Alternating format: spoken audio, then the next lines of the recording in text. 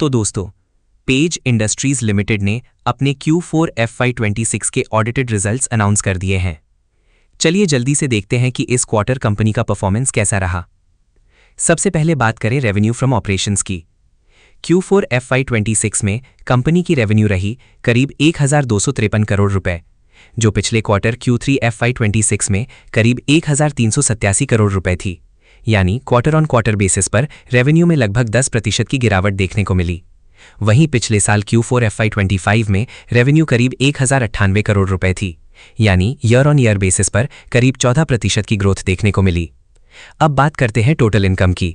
Q4 FY26 में total income रही करीब 1270 करोड़ रुपए, जो पिछले क्वार्टर में करीब 1399 करोड़ रुपए थी, यानी QOQ बेसिस पर लगभग 9% की डिक्लाइन देखने को मिली।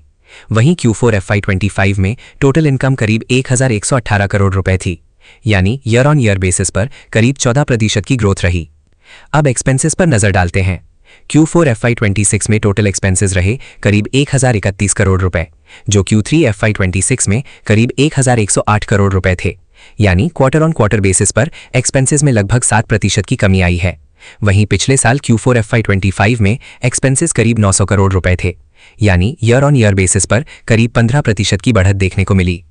अब नेट प्रॉफिट की बात करें।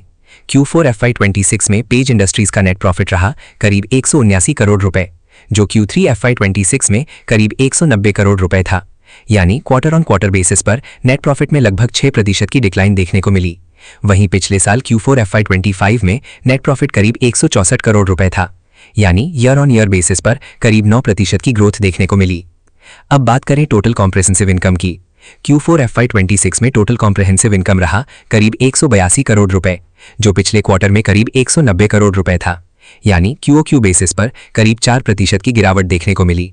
वहीं Q4 FY25 में ये करीब 161 करोड़ रुपए था, यानी ईयर ऑन ईयर बेसिस पर लगभग 13% की ग्रोथ देखने को मिली। अब EPS यानी अर्निंग्स पर शेयर देखते हैं। Q4 FY26 में कंपनी का बेसिक EPS रहा 160 रुपए 24 पैसे, जो पिछले क्वार्टर में 169 रुपए 93 पैसे था, यानी क्वार्टर ऑन क्वार्टर बेसिस पर EPS में लगभग 6% की गिरावट हुई है। वहीं Q4 FY25 में EPS 147 रुपए 4 पैसे था, यानी ईयर ऑन ईयर बेसिस पर करीब 9% की ग्रोथ देखने को मिली। अब बात करें कंपनी के बड़े अनाउंसमेंट्स की। कंपनी के बोर्ड ने 150 रुपए पर शेयर का 4th इंटरिम डिविडेंड अनाउंस किया है। इस डिविडेंड के लिए रिकॉर्ड डेट 27 मई 2026 तय की गई है। वहीं डिविडेंड पेमेंट 19 जून 2026 तक की जाएगी। कंपनी ने इस क्वार्टर में कोई स्टॉक स्प्लिट या बोनस इशू अनाउंस नहीं किया है।